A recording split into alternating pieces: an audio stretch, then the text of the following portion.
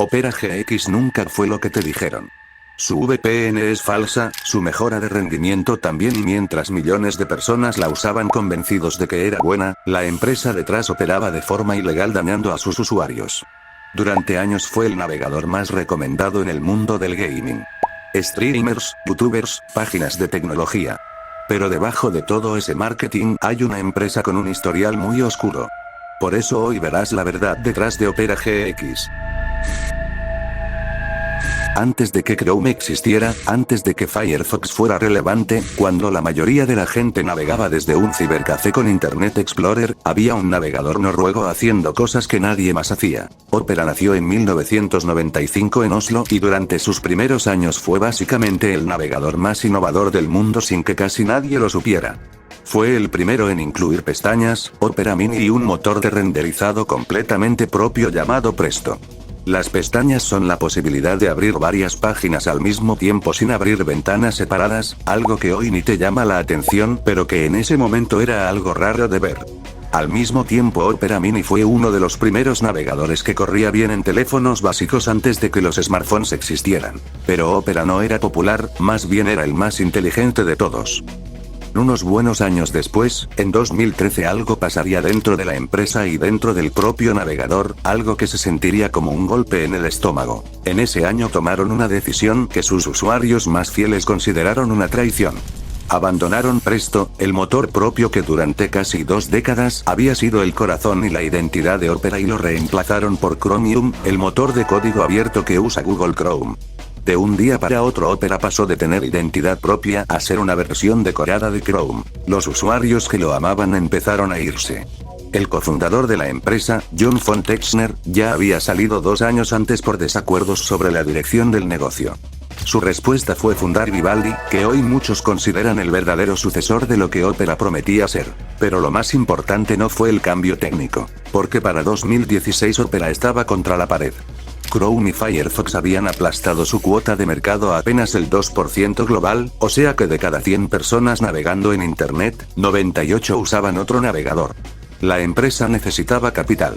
Por eso aceptó ser adquirida por un consorcio de inversores chinos, entre ellos 2 compañías que van a importar bastante en esta historia: Kunlun Tech y Qiuhu 360. El acuerdo original era de $1.200 millones por toda la empresa. Pero el gobierno de Estados Unidos lo bloqueó. Por lo tanto el trato se redujo a 600 millones y solo cubrió los navegadores y la tecnología clave. Opera seguía con sede en Noruega. Pero el control real estaba ahora en manos chinas, algo que desde ya sabemos que no es tan bueno.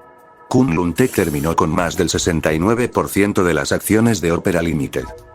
3 años después de esa venta, en 2019, con nueva dirección y la necesidad urgente de conquistar usuarios jóvenes en mercados occidentales donde nadie los conocía, nació Opera GX. Diseño oscuro con luces de colores, efectos de sonido al teclear, un panel llamado GX Control que prometía limitar el consumo de RAM y CPU del navegador para que tus juegos corrieran mejor o para gastar menos recursos, integración directa con Discord, con Twitch y con Spotify desde la barra lateral, una sección de noticias y la capacidad de personalización que ningún navegador tenía en ese momento, o por lo menos no a ese nivel. Era exactamente lo que un adolescente que acaba de armar su primer PC gamer vería y diría: esto es para mí, o en su defecto alguien con una PC del gobierno. La estrategia de marketing fue masiva.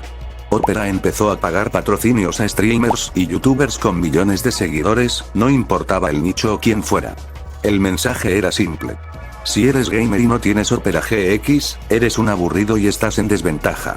En pocos años llegaron a esos 25 millones de usuarios activos. Pero ¿cómo una empresa que representaba el 2% del mercado llegó a esa cifra tan rápido? La respuesta tiene que ver con presupuesto publicitario, con la psicología del gaming y con algo mucho más oscuro sobre cómo funciona la industria del contenido en YouTube. Pero antes de llegar a eso hay un detalle sobre Kunlun Tech, la empresa que controla Opera, que la mayoría de sus usuarios nunca supieron. En 2016 Kunlun Tech compró Grindr, la aplicación de citas más grande del mundo para la comunidad LGBTQ+. Una app con datos extremadamente sensibles como ubicación exacta de sus usuarios, información sobre salud, vida privada de millones de personas. En 2019 el gobierno de Estados Unidos los obligó a venderla. El argumento oficial era que Kunlun Tech podía entregarle esos datos al gobierno chino bajo la Ley de Inteligencia Nacional de 2017, que obliga a cualquier empresa china a cooperar con su gobierno si éste lo solicita. La empresa que controlaba más del 69% de Opera ya tenía un expediente como riesgo de seguridad nacional en Estados Unidos. Y tú tenías su navegador instalado en tu computador, todo sin saber nadita de aquello. Ya sabiendo quiénes están detrás de Opera GX, la pregunta que queda es cuánto de lo que el navegador promete es real, cuánto es marketing y qué cosas son mentira. Pues la respuesta no te va a gustar. Empecemos con los datos. Desde que instalas Opera GX en Windows, el navegador crea un identificador único para tu dispositivo y empieza a enviar información a sus servidores. Registra el modelo de tu procesador, cuánta RAM tienes, qué tarjeta gráfica usas, tu sistema operativo y qué otros navegadores tienes instalados. También captura tu dirección IP para saber en qué ciudad estás. Al mismo tiempo se ejecuta un proceso en segundo plano llamado Opera Browser Assistant, que básicamente monitorea el estado de tu batería, el espacio libre en tu disco y las redes Wi-Fi cercanas. Opera dice que esa información se anonimiza. El problema es que en ciberseguridad existe algo que se llama browser fingerprinting, que es básicamente crear una huella digital única a partir de todos esos datos combinados. Con suficiente combinación de hardware e IP, se puede identificar a una persona con una precisión que bordea el 100%. Decir que algo está anonimizado no es lo mismo que decir que es imposible rastrearte. Luego está lo de los links que Opera mete en tu página de inicio, como si fueran publicidad. Amazon, Booking.com, AliExpress. Aparecen solos cuando instalas el navegador. Si los borras regresan en la siguiente actualización y aquí está lo que Opera no te dice. Cuando haces clic en esos accesos rápidos, tu tráfico no va directo al sitio.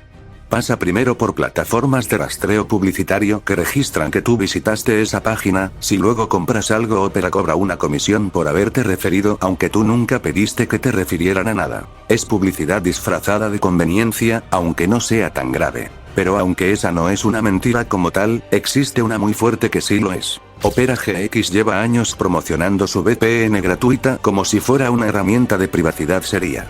No lo es.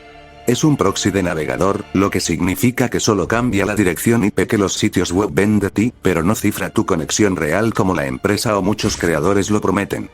No previene filtraciones de DNS, que son los registros de los sitios que visitas y que tu proveedor de internet puede ver, y todo ese tráfico que supuestamente protege lo están viendo ellos.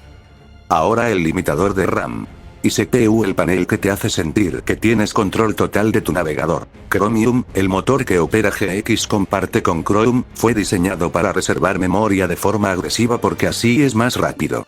Cuando tú le dices a Opera GX solo puedes usar 1.5 GB de RAM, el navegador no se vuelve más eficiente.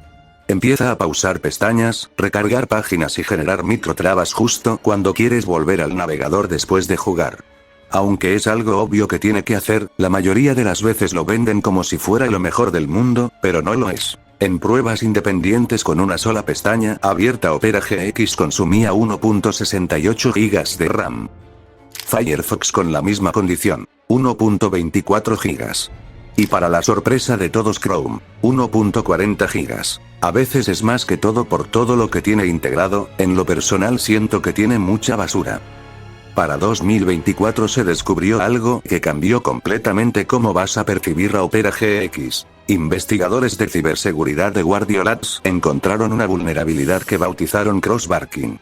Para entender qué pasó hay que saber una cosa. Opera GX tiene montón de funciones integradas, Discord, Twitch, una wallet de criptomonedas y como 1 millón de funciones para ponerle RGB a tu navegador. Para que todas esas cosas funcionen dentro del navegador, Opera le dio acceso especial a ciertas partes internas del sistema, partes que en teoría solo el propio navegador debería poder tocar. El problema es que ese acceso especial quedó mal asegurado, algo así como si dejaras una puerta trasera entreabierta en tu casa. Un atacante podía crear una extensión de aspecto completamente normal, de esas que instalas porque cambia los colores de la pantalla o agrega alguna función pequeña, y esa extensión podía colarse por esa puerta trasera y hacer cosas muy graves. Tomar capturas de pantalla de todas tus pestañas abiertas sin que lo notaras. Extraer las cookies, que son básicamente los archivos que te mantienen conectado a tu banco, a tu correo y a tus redes sociales sin tener que volver a poner contraseña. Todo para redirigir todo tu tráfico de internet a través de servidores controlados por hackers, de forma invisible. No necesitaban hackear Opera directamente. Solo necesitaban que tú instalaras una extensión que parecía inofensiva o era supuestamente buena, y créeme cuando te digo que una de las peores cosas que te pueden pasar en internet es que te roben las cookies. Opera publicó parches. Pero el problema de fondo seguía siendo el mismo. Cada función extra que Opera GX agrega para verse más gamer entre comillas, es una puerta potencial para los hackers. Por lo que más decoración significa más formas de entrar. Todo eso junto con los datos que recolectan, los links de afiliados sin aviso, el limitador de Ramik que en la práctica empeora las cosas y las puertas abiertas en el código, ya dice bastante sobre el navegador. Pero si crees que ahí termina la historia de Opera, espera. Porque lo que la empresa estaba haciendo por fuera del navegador es lo más turbio que podría hacer una empresa para mantener a su navegador. Hay una pregunta que Opera nunca va a responder directamente. ¿Con qué dinero sostenían todo esto? Pero dirás, ¿eso importa? Pues sí. El navegador es gratis. Los patrocinios eran masivos. Las integraciones, el diseño, el mantenimiento. Todo eso cuesta y los ingresos publicitarios de un navegador con el 2% del mercado no alcanzan para tanto. Por eso Opera buscó otras fuentes. Algunas conocidas, como acuerdos con motores de búsqueda. Pero hubo una que la mayoría de sus usuarios nunca supo. En paralelo al navegador, Opera estaba operando aplicaciones de préstamos en países con economías muy golpeadas o débiles, en África y Asia, cobrando tasas de interés que en muchos casos superaban el 700% anual y usando métodos de cobro que en cualquier país desarrollado serían directamente ilegales. Eso por un lado. Pero lo que terminó de hundir la reputación de la empresa fue lo que descubrió la firma de investigación financiera Hindenburg Research en 2020. Su informe no solo expuso las prácticas abusivas en esas apps de préstamos. Lo que encontraron adentro de las finanzas de Opera fue un patrón mucho más grave. El dinero que la empresa recaudaba de sus inversores terminaba fluyendo hacia empresas que pertenecían al propio CEO de la compañía, Zhou Yahui. Un pago de $9.5 millones para adquirir una empresa que Opera ya estaba operando directamente, o sea que básicamente pagaron por algo que ya era suyo. 30 millones en efectivo inyectados en una app de karaoke con pérdidas, que era propiedad del mismo CEO, y otros 31 millones justificados como gastos de marketing pagados a una empresa de software controlada por un directivo interno. En términos simples, la plata de los accionistas estaba yendo a los bolsillos de quien dirigía la empresa. Opera lo negó todo. Pero días después Google removió varias de esas apps de la Play Store por violar sus propias políticas. Las acciones de Opera cayeron más del 22% en cuestión de días, que es la forma en que el mercado dice esto huele mal. Entonces con todo eso encima, la pregunta del título tiene una respuesta bastante clara. ¿Es Opera GX un navegador confiable? Depende de qué tanto te importe quién está detrás. Si solo quieres navegar y el diseño te gusta, técnicamente funciona como cualquier otro navegador basado en Chromium, aunque no es tan perfecto como dice ser.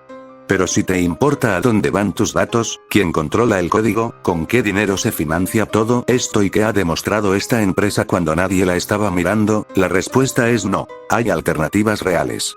Firefox es independiente de Google, de código abierto y con herramientas de privacidad genuinas. Brave pues es Brave. Si quieres saber más de él te invito a ver este video. Y Vivaldi, fundado por los ingenieros originales de Opera, ofrece toda la personalización que quieras sin el historial corporativo que acabas de conocer.